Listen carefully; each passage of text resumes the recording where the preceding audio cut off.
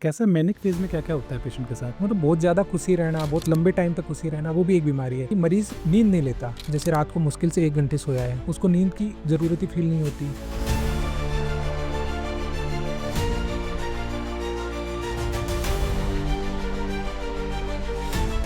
बड़ी बड़ी बातें करते हैं, पूरी फुल स्पीड में बाइक चलाते हैं, ये भी एक मेनिया का सिम्टम हो सकता है। बट ये तो बहुत सारे युवाओं में वैसे भी देखने को मिल सकता है, तो कैसे पता लगेगा ये बीमारी है या फिर ये एड्रेनलिन रश है? ऐसा हो सकता है कि सेम ही मरीज में मैनिक एपिसोड के बाद नॉर्मल फेज है और फिर दोबारा मैनिक एपिसोड आ जाए। कई ऐसे हैं कि जिनमें मेनिया के 2 एपिसोड आए, डिप्रेशन के 10 एपिसोड आ गए।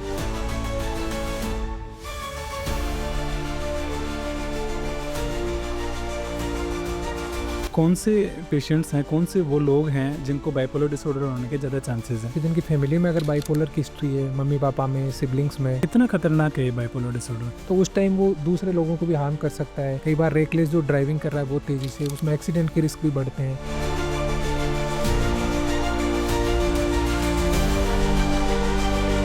कई बार मैनिक फेज में भी कुछ लोग एंटी डिप्रेसेंट लिख देते हैं, वो आपके मेनिया के एपिसोड को बढ़ा देते हैं।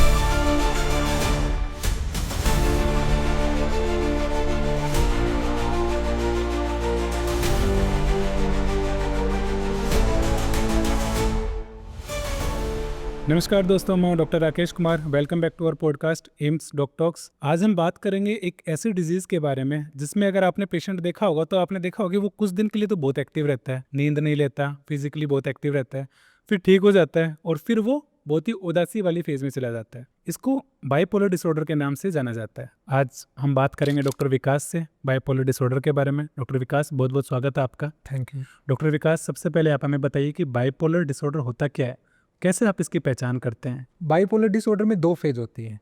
एक फेज होती है तेजी की फेज, जिसको मेनिया के नाम से जाना जाता है या उन्माद के नाम से जाना जाता है। उन्माद, हाँ। आम भाषा में उसको उन्माद के नाम से जानते हैं। दूसरी फेज होती है डिप्रेशन की फेज, या उसको अवसाद के नाम से जाना जाता है। ये 2 अलग अलग सेपरेट फेज होती है। बीच में मरीज ठीक रहता है। कई बार क्या होता है कि दोनों फेज के सिम्टम एक साथ भी देखने को मिल सकते हैं, उसको मिक्स्ड एपिसोड के नाम से जानते हैं। जी। तो डिप्रेशन के बारे में तो आजकल ज़्यादातर लोगों को अवेयरनेस कहीं ना कहीं इंक्रीज हो ही रहा है। मेनिया वाला वो फेज है जिसके बारे में लोग शायद ज़्यादा अवेयर नहीं है। तो आप लोग मेनिया को कैसे आइडेंटिफाई करते हैं? कैसे मैनिक फेज में क्या क्या होता है पेशेंट के साथ? मैनिक फेज में सिम्टम्स की बात करें तो पहला जो सिम्टम है, मन बहुत ज़्यादा खुश रहता है। मेनिया में जो मन खुश रहता है वो ऐसे नहीं कि एक दिन के लिए रहेगा, वो कुछ सप्ताह तक चलता है। कम से कम 7 दिन तक मन बहुत ज़्यादा खुश रहता है। बट कैसे पता लगे कि वो बीमारी है, वो आदमी एक्चुअल में खुश है? मतलब बहुत ज़्यादा खुशी रहना, बहुत लंबे टाइम तक खुशी रहना, वो भी एक बीमारी है। और उस जैसा कोई कारण भी नहीं होना हो सकता है।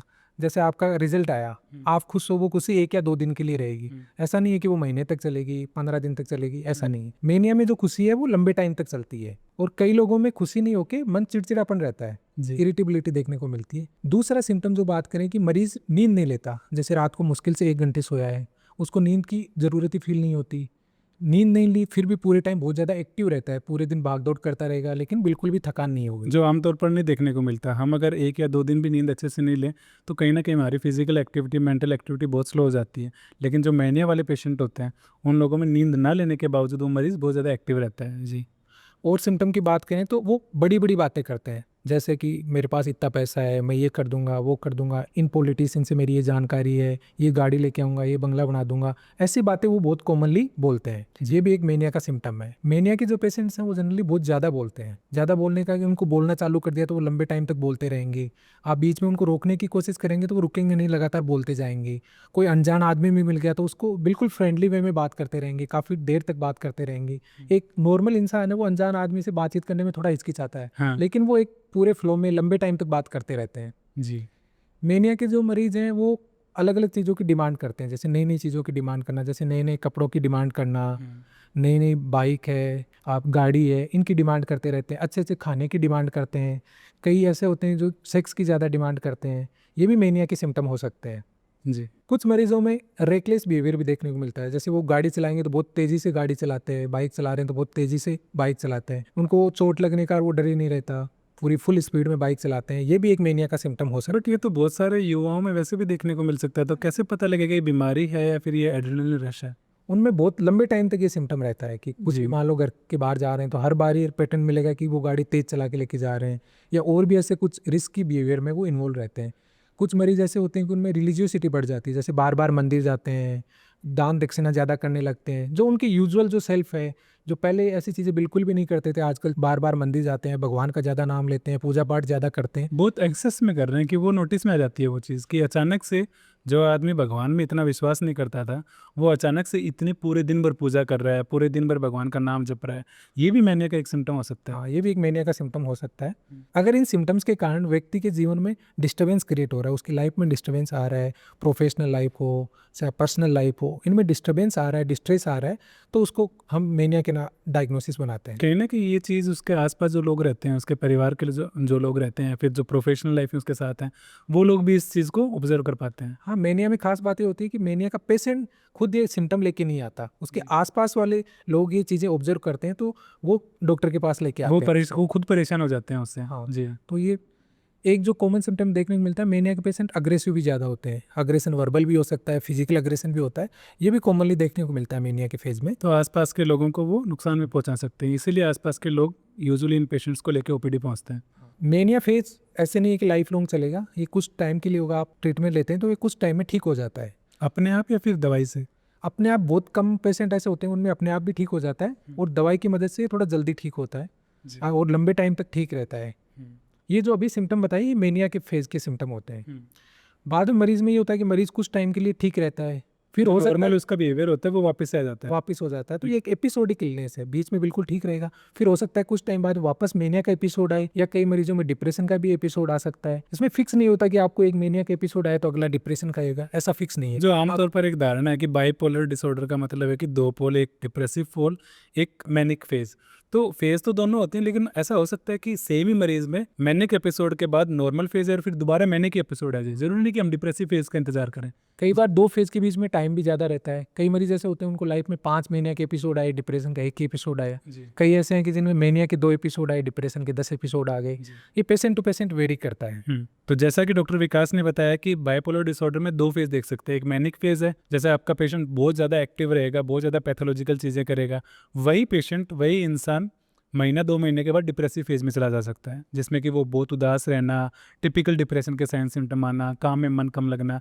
ये दोनों ही चीज़ अगर किसी मरीज में देखने को मिल रही है, या फिर सिर्फ मैनिक फेज भी किसी पेशेंट में देखने को मिल रही है, तो वो बाइपोलर डिसऑर्डर उसको हो सकता है। तो डॉक्टर विकास, आप ये बताइए कि ये कौन से पेशेंट्स हैं, कौन से वो लोग हैं जिनको बाइपोलर डिसऑर्डर होने के ज़्यादा चांसेस हैं? क्या क्या कारण हो सकते हैं बाइपोलर डिसऑर्डर? बाइपोलर डिसऑर्डर या जो पर्टिकुलरली मेनिया के फेज है, उसके कई कारण हो सकते हैं। पहला, जेनेटिक फैक्टर्स, जैसे जिनकी फैमिली में अगर बाइपोलर की हिस्ट्री है, मम्मी पापा में, सिबलिंग्स में, तो उनमें बाइपोलर डिसऑर्डर या मैनिक फेज या डिप्रेसिव फेज होने के चांसेस ज़्यादा रहेंगे। दूसरा, ब्रेन की न्यूरोकेमिकल चेंजेस के कारण भी मेनिया के चांसेस बढ़ जाते हैं। अगर आपको तनाव लंबे टाइम तक चल रहा है तो उसके कारण भी मेनिया का एपिसोड भी आ सकता है, डिप्रेशन का एपिसोड। कहीं ना कहीं आप अगर किसी साइकेट्रिक इलनेस से लंबे टाइम तक जूझ रहे हैं, आपके पेरेंट्स में इसकी हिस्ट्री, तो आपको मैनिक एपिसोड से फिर बाइपोलर डिसऑर्डर हो सकता है। हाँ जी। कई बार ऐसा भी देखने को मिलता है कि जिनकी नींद बहुत ज़्यादा डिस्टर्ब चली, 3 4 5 दिन तक लगातार सोए नहीं, उनमें भी कई बार मेनिया का एपिसोड प्रेसिपिटेट कर जाता है। और कुछ ऐसी दवाइयाँ भी हैं जो मेनिया के रिस्क को बढ़ाती हैं। जैसे किसी पेशेंट में बाइपोलर डिसऑर्डर है, आप उनको जो नॉर्मल डिप्रेशन की दवाइयाँ खिलाए जा रहे हो, तो उनमें भी मेनिया प्रेसिपिटेट हो सकता है। तो उनमें आपको वो बैलेंस करके रखना पड़ता है कि इसको मैनिक फेज के लिए क्या दवाई देनी है, डिप्रेशन के लिए क्या दवाई देनी है। हाँ, जो बाइपोलर डिप्रेशन होता है उसके लिए ट्रीटमेंट प्रोटोकॉल बिल्कुल अलग होता है, उनको नॉर्मल डिप्रेशन की तरह ट्रीट नहीं करते। जी। तो जिनको बाइपोलर डिप्रेशन है उनको डॉक्टर को रेगुलर दिखाते रहना चाहिए। उनकी मैनिक फेज में, डिप्रेसिव फेज में मैनेजमेंट थोड़ा अलग होता है।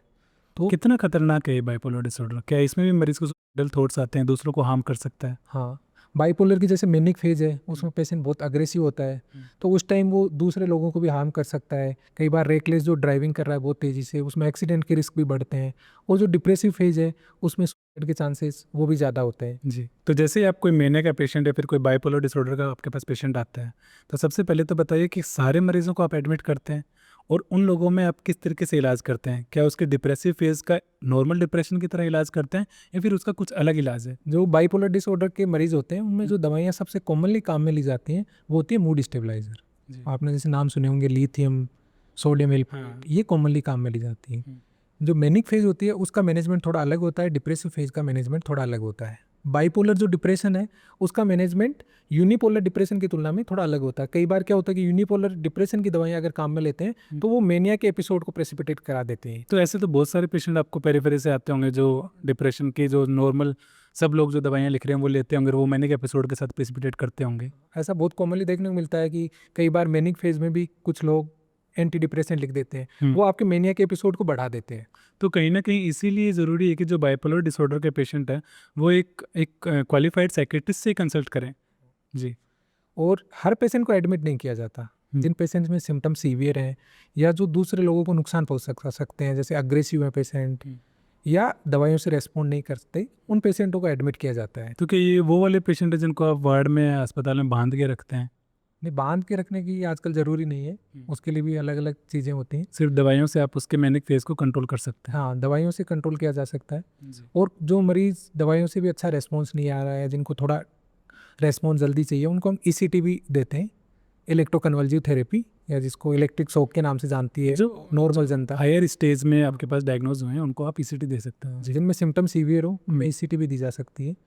बाइपोलर डिसऑर्डर में अगर आपका एक एपिसोड ठीक हो गया, उसके बाद भी मेंटेनेंस के लिए हम ट्रीटमेंट देते हैं कि ये एपिसोड, अगला एपिसोड जल्दी ना आए या बार बार ऐसी चीज़ें ना हो।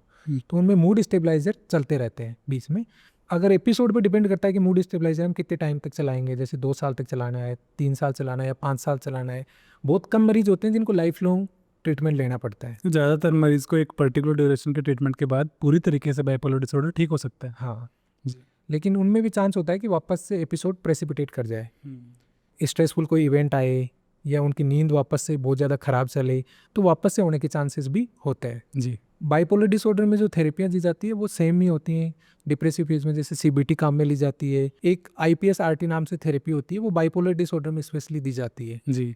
ये बहुत सारी ट्रीटमेंट मोडालिटीज़ हैं जो बाइपोलर डिसऑर्डर में काम में ली जाती हैं। तो आज हमने जाना बाइपोलर डिसऑर्डर के बारे में, कैसे मैनिक फेज में जब पेशेंट होता है तो वो खुद के लिए और आसपास जो उसके रिश्तेदार हैं फिर कोई और लगा उनके लिए कितना खतरनाक हो सकता है, कितना ज़रूरी है इस बीमारी को टाइम पे पकड़ना और इसका इलाज करवाना। अगले एपिसोड में एक नई हेल्थ कंडीशन के साथ फिर से मिलेंगे। Thank you.